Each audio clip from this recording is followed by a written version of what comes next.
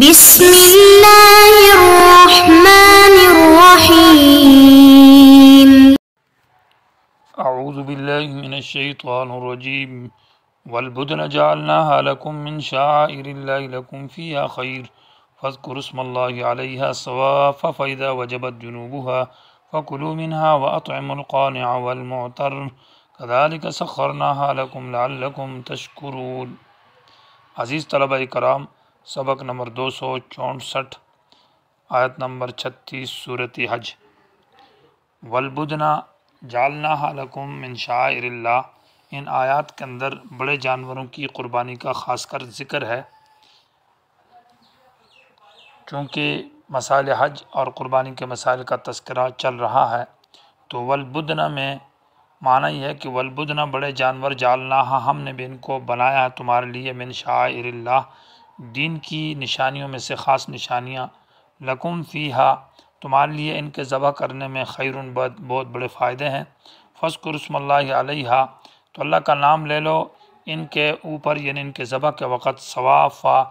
جب کہ ان کو کھڑا کیا جاتا ہے ایک پاؤں باندھ کر، فاذا وجبت جنوبها جب ان کے پہلو گر جائیں تو فکلوا منها اس سے کھاؤ خود بھی، واطعموا القانع اور کھلاؤ صبر کرنے والے کو، والمعتر اور طالب مانگنے والے کو، کذالک اسی طرح سخرناها ہم نے ان کو تمہارے لیے تابع کیا ہے، لعلکم تشکرون تاکہ تم اللہ کی نعمتوں کا شکریہ ادا کرو۔ لن ینال اللہ لحومها ہرگز نہیں پہنچتا، نہیں قبول ہوتا ان کا گوشت اور نہ ان کا خون، اللہ کے ہاں نہیں پہنچتا یعنی قبول نہیں ہوتا، ولیکن ینالہ التقوی منکم لیکن پہنچتا ہے التقوی معنی اخلاص، منکم تمہاری طرف سے جو اخلاص ہے وہ اللہ کو پہنچتا ہے، کذالک سخرھا اسی طرح اللہ نے تابع کیا تمہارے لیے تاکہ تم اللہ کی بڑائی بیان کرو اس طریقے پر جیسے اللہ نے تم کو سکھایا ہے، وبشر المحسنین اور خوشخبری سنا نیکی کرنے والوں کو۔ والبدن میں بدنہ یہ جمع ہے بدنتن کی، عام طور پر اس کا اطلاق تو اونٹ پر ہوتا ہے چونکہ بڑے جانور ہیں، لیکن بعد میں اس کو بھینس اور گائے اور اس طرح بڑے جانور سب پر بدنہ کہا جاتا ہے، چونکہ عرب کے اندر زیادہ تر بھینسیں تو تھی نہیں ہیں اور گائے بہت کم تھی، اور بکریاں تو چھوٹے جانور میں ہیں تو زیادہ تر اونٹ ہوتے تھے، اس لیے والبدن کا خاص کر تذکرہ کیا ہے۔ جعلناها ہم نے اس بڑے جانور یعنی اونٹ کو تمہارے لیے بنایا ہے، من شعائر اللہ یہ اللہ تعالیٰ کے دین کی خاص نشانی ہے، شعیرہ بمعنی مشعر کے ہے جو دین کی علامت کی خصوصیت بتاتی ہو، اونٹوں کی قطار اور ان کے کوہان کے دائیں طرف جو ان کو زخم کیا جاتا ہے، قربانی کی علامت اور نشانیاں ان کے گلے میں قلادے، جب یہ حرم کی طرف ایک قطار روانہ کی جائے اور بھیجی جائے تو یہ گویا کہ خاص قسم کی علامات اور نشانیاں ہیں، اللہ کی عظمت اور دین کی خصوصی نشانیاں تھیں۔ لکم فیہا خیر اس میں تمہارے لیے بہت بڑی خیر ہے، فیہا معنی ای فی ذبحہا ان کے ذبح کرنے میں خیرون بڑے فائدے ہیں، دنیاوی اور اخروی، کیونکہ اللہ تعالیٰ ان کے مالک ہے اور یہ اللہ کی ملک ہے، تو اللہ ہی کے نام پر ان کو ذبح کرو اور اللہ ہی کا نام ان پر لے لو، نہ کہ اللہ غیر اللہ کے نام پر ان کو ذبح کیا جائے اور غیر کا نام غیر کے لیے ان کو کھلانا اور ان کو دینا یہ نہ کرو۔ فاذکروا اسم اللہ علیہا یاد کرو اللہ کا نام علیہا ان کے اوپر، یعنی وقت ذبح کرتے وقت اللہ کا نام لے لو، بسم اللہ اللہ اکبر کرو۔ صوافہ یہ جمع صافتن کی اور بمعنی اونٹ کا اگلا ایک پاؤں یعنی دایاں یا بایاں پاؤں موڑ کر اس کو باندھ دیا جائے اور 3 پاؤں پر اونٹ کو کھڑا کیا جائے، تو یہ معنی ہے صافہ معنی قطار باندھے ہوئے، اور یا صافہ بمعنی قائمتن کھڑے ہوئے ان کو پھر ذبح کیا جاتا ہے۔ فاذا وجبت جنوبها جب گر جائے ان کے پہلو، یعنی اونٹ کے اگلا پائیں جو دائیں ہے یا بائیں ہے اس کو موڑ کر باندھ کر 3 پاؤں پر کھڑا ہو جائے، اور پھر سینے کی طرف سے جو گردن کے قریب جگہ ہے وہاں اس کو نیزے کے ساتھ یا چھری یا چاقو یا کسی چیز کے ساتھ مارا جائے، اور کھڑے ہونے کی حالت میں، اور اس سے خون بہے اور خوب خون گرے یہاں تک کہ وہ اونٹ زمین کے اوپر گر جائے، تو فاذا وجبت جنوبها کا معنی یہ ہے کہ جب اس کا پہلو گر جائے، یعنی وہ دائیں یا بائیں جانب کسی ایک طرف گرے گا، تو اس آیت کے اندر کہ فاذا وجبت جنوبها سے اس بات کی طرف اشارہ ہے کہ اونٹ کے اندر سنت طریقہ وہ نہر ہے، اور نہر کا وہی طریقہ جو ابھی آپ کے سامنے ذکر کیا کہ ایک پاؤں باندھ کر اور 3 پاؤں پر کھڑا کیا جائے اور اس کو سینے کے قریب جو گردن کے طرف جا رہی ہے یعنی گردن کا ابتدائی حصہ وہاں سے اس کو ذبح کیا جائے، یعنی اس کو زخمی کیا جائے۔ تو یہ وجبت جنوبہا جو آیت ہے یہ بھی اس پر دلالت کرتی ہے کہ اس کو کھڑے کر کے نہر کرنا اسی کو مسنون طریقہ ہے۔ بعض لوگ اس کو لٹا کر کرتے ہیں، اور بعض لوگ جو یہ بات کرتے ہیں کہ اس کو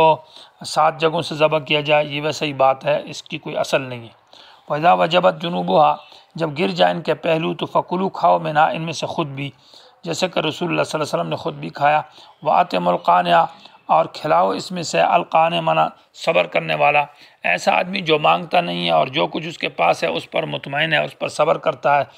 اور تو اس کو بھی کھلاؤ۔ والمعتر، اصل میں معتررن تھا، مانا پیش ہونے والا، وہ آدمی جو مانگتا تو نہیں لیکن دل میں طلب ہے، مانگنا ہے، اور آگے آگے ہوتا ہے اور اس طرح کی باتیں کرتا ہے کہ جو مانگنے پر دلالت کرتی ہے، تو پیش پیش ہوتا ہے۔ تو والمعتر جو سوال ہے، جو طالب کرنے والا احسان چاہتا ہے، اس کو بھی کھلاؤ۔ کذالک، مانا اسی طرح، یعنی اتنا بڑا اونٹ دیکھو اور اس کی اتنی بلندیاں اور اس کا زور، اس کی طاقت، اور ہم نے اس کو تمہارے لیے تابع کیا ہے، تو کذالک اسی طرح سخرناہا، ہم نے تابع کیا ان اونٹوں کو لکم تمہارے لیے، یعنی تمہارے قابو میں ہم نے دے دیے، تمہارے لیے ہم نے ان کو حلال کیا ہے اور تم کو ان کا مالک بنا دیا ہے، تم اس سے خود بھی کھاتے ہو، دوسروں کو بھی کھلاتے ہو، اس پر سواری بھی کرتے ہو۔ یہ اللہ تعالیٰ کی نعمت ہے، اور اس کو پھر اللہ کے نام پر ذبح کرو تو اللہ کے نام کا دے دو، چونکہ مالک حقیقی اللہ ہے، اور تم کو ملک عارضیت اللہ نے عطا کی ہے، تمہاری قدرت اور ملکیت میں دے دیا ہے۔ لعلکم تشکرون، تاکہ تم اللہ تعالیٰ کا شکر ادا کرو، مان اللہ کی توحید پر آ جاؤ کہ جو کچھ تمہارا مال ہے اور تم ہے وہ سب اللہ کے لیے کرو، غیر اللہ کے نام پر نظر و نیاز نہ کرو۔ لن ینال اللہ لحومہا میں ابھی اخلاص کا ذکر ہے کہ اللہ کے ہاں تو گوشت نہیں پہنچتا، کہ اللہ تمہیں کہتا ہے اونٹوں کو ذبح کرو تو اللہ تعالیٰ گوشت کھانا چاہتا ہے، یا خون اللہ کے پاس نہیں چلتے۔ اللہ کے پاس تمہارا اخلاص، تمہاری نیت اور تمہاری یہ چیز چلتی ہے کہ تمہارے اندر اخلاص کتنا ہے، اللہ کی رضا کتنی ہے، ریاکاری اور شہرت نہ ہو، غیر کا اس میں تقرب مقصد نہ ہو۔ لن ینال اللہ، ہرگز نہیں پہنچتا اللہ کو، لحومہا ان کا گوشت، ولا دماؤہا اور نہ ان کا خون، ولیکن ینالہ لیکن پہنچتا ہے اللہ کو، التقوی مانا الاخلاص منکم، تمہارا اخلاص، تمہاری نیت کتنی صاف اللہ کی رضا ہونی چاہیے۔ نہیں پہنچتا کا مانا قبول نہیں ہوتا اللہ کیا، اور پہنچتا ہے اخلاص مانا نیت تمہاری قبول ہوتی ہے۔ کذالک سخرناہا، اسی طرح ہم نے تابع کیا، سخرہا، اللہ نے تابع کیا ان اونٹوں کو لکم تمہارے لیے، لتکبروا اللہ، تاکہ تم اللہ کی بڑائی بیان کرو، علامہ اس طریقے پر، ہداکم جیسے اللہ نے تم کو بتایا ہے، یعنی ذبح کا طریقہ بھی وہ اور قربانی کا طریقہ بھی وہی ہے جو اللہ تعالیٰ نے بتایا ہے۔ اور اللہ تعالیٰ نے شروع میں کہا فاذکروا اسم اللہ علی ما رزقہم من بہیمۃ الانعام، جعلنا منسکا لیذکروا اسم اللہ، تاکہ یہ اللہ کا نام لے لیں، اور آخر میں اللہ نے کہا لتکبروا اللہ، تو شروع میں اسم اللہ کا ذکر اور آخر میں تکبر اللہ، مانا بسم اللہ اللہ اکبر کہہ کر ذبح کیا جائے۔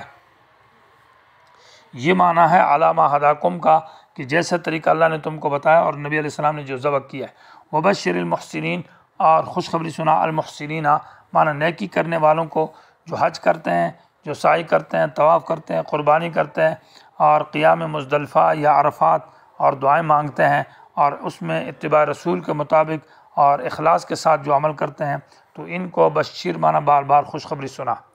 ان اللہ یدافع، یہ صورت کا پہلا حصہ جو شرک پر رد تھا، اور شرک اعتقادی اور شرک فعلی کے اوپر، یعنی توحید عملی اور توحید اعتقادی دونوں کا اس بات ہوا کہ عملی طور پر توحید کو اپناؤ، کہ قربانی کے لیے جاؤ، حج کے لیے جاؤ، اور اللہ کے نام کی نظر و نیاز دے دو، طواف اللہ کے لیے کرو، صفا مروہ پر، مزدلفہ قیام، حج، عرفات، سب چیزیں خاص اللہ ہی کے لیے کرو، اس کو توحید عملی کہا جاتا ہے۔ اس کے مقابلے میں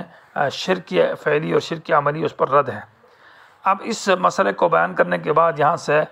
جہاد کا ذکر ہے اور قتال فی سبیل اللہ کا، کہ مسلمانوں پر جب ظلم کیا جاتا ہے، ان کو حج سے روکا جاتا ہے، اور ان کو عمرے سے روکا جاتا ہے، قربانی سے روکا جاتا ہے، بیت اللہ کے اندر آنے سے جب لوگ روکتے ہیں اور اپنے گھروں سے ان کو نکال دیا گیا، تو ان کے لیے اللہ تعالیٰ ان کو ایک تسلی دیتا ہے۔ تسلی کا مقصد یہ کہ اللہ ان کی طرف سے دفاع کرے گا، اللہ ان کو طاقت دے گا اور غلبہ دے گا کافروں کے خلاف، اور ان کے لیے قتال اور ان سے لڑنا مباح کر دیا گیا ہے۔ ان آیات کا حاصل یہ جو ہے، یہاں سے پہلی آیت کے اندر ان اللہ یدافع عن الذین آمنوا کی آیت کے اندر تسلی ہے مومنین اور نبی علیہ السلام کو کہ پریشان نہ ہو جاؤ، اللہ تمہارا دفاع کرے گا، یعنی اللہ تمہارا دفاع کس طرح کرے گا؟ یا تو یہ کہ اللہ آسمانوں سے عذاب لائے گا اور ان کو تباہ و برباد کر دے گا، یا تمہارے ہاتھوں سے اللہ تعالیٰ ان کو تباہ و برباد کرے گا، ان پر تمہاری جنگ مسلط کرے گا۔ دوسری آیت کے اندر اباحۃ القتال کا ذکر ہے، اذن للذین یقاتلون سے، اور اباحۃ القتال میں اس کے اسباب ذکر کی ہیں، 2 سبب ہے، اور پھر حکمت قتال ذکر کی ہے لولا دفع اللہ الناس بعضهم ببعض سے۔ اس کے بعد بعد القتال یعنی بعد الفتح کے بعد 4 صفات ذکر کی ہے خلفاء راشدین کی، وہ جو الذین اقاموا الصلاۃ آتوا الزکوٰۃ امروا بالمعروف ونہوا عن المنکر۔ اور اس کے بعد آیت نمبر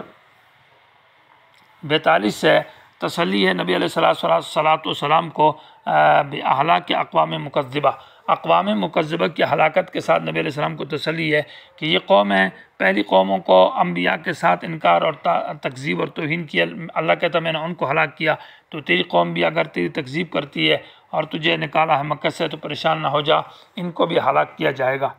اس کے بعد پھر تعجیل عذاب کے اوپر زجر ہے، اور اسی طرح ساتھ ساتھ شیطان کی اتباع کے اوپر زجر ہے، اور قرآن کے بارے میں شک کرنے کے بارے میں زجر ہے، تو مسلسل زجرات کا ذکر ہے۔ اور یہ آیت نمبر 57 تک یہ باب چلتا ہے، والذین کفروا وکذبوا بآیاتنا فاولئک لهم عذاب مہین، والذین ہاجروا فی سبیل اللہ سے پھر ہجرت کا ذکر ہے۔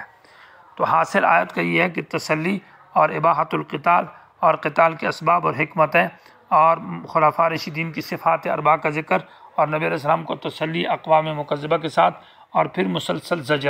زجرات میں استعجال بالعذاب کے اوپر زجر، اور اسی طرح اتباع شیطان کے اوپر زجر، اور پھر یہ ہے کہ قرآن کے انکار پر زجر، تو مسلسل زجرات اور ساتھ میں تخفیفات بھی ذکر کی ہے۔ یہ باب کا حاصل ہے۔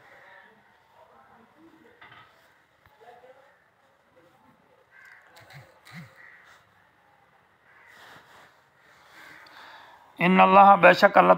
تبارک و تعالی یدافع مانا دفاع کرتا ہے، عن الذین آمنوا ایمان والوں کی طرف سے،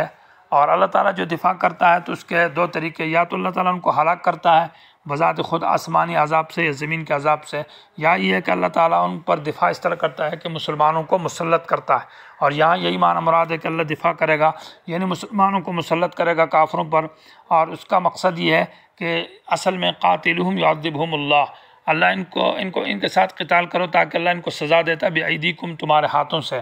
وَيُخْزِيهِمْ اللہ ان کو رسوا کرے گا، وَيَنْصُرْكُمْ اور اللہ تمہاری مدد کرے گا، اور اللہ تعالیٰ وَيَشْفِ صُدُورَ قَوْمٍ مُؤْمِنِينَ اور مومنین کے دلوں کو ٹھنڈا کرے گا، وَيُذْهِبْ غَيْظَ قُلُوبِهِمْ اور ان کے غصے کو ختم کرے گا، اور اللہ جس کو چاہے گا تو اسلام نصیب کرے گا۔ تو یہ بہت ساری حکمتیں ہیں۔ ان اللہ لا يحب كل خوان کفور سے علت بیان کی جا رہی ہے کہ اللہ دفاع کیوں کرتا ہے، اس لیے کہ یہ کافر خیانت گر ہیں اور یہ کفر کرتے ہیں، اور اللہ تعالیٰ کو خیانت اور کفر پسند نہیں ہے، اس لیے اللہ تعالیٰ ان کو اللہ سزا دے گا اور مسلمانوں کا دفاع کرے گا۔ ان اللہ لا يحب اللہ پسند نہیں کرتا کل خوان بہت بے حد خیانت کرنے والا، کفور بہت انکار کرنے والے کو، تو یہ بڑے خائن اور کافر ہے، اس لیے اللہ تعالیٰ نے مسلمانوں کا دفاع فرمایا ہے۔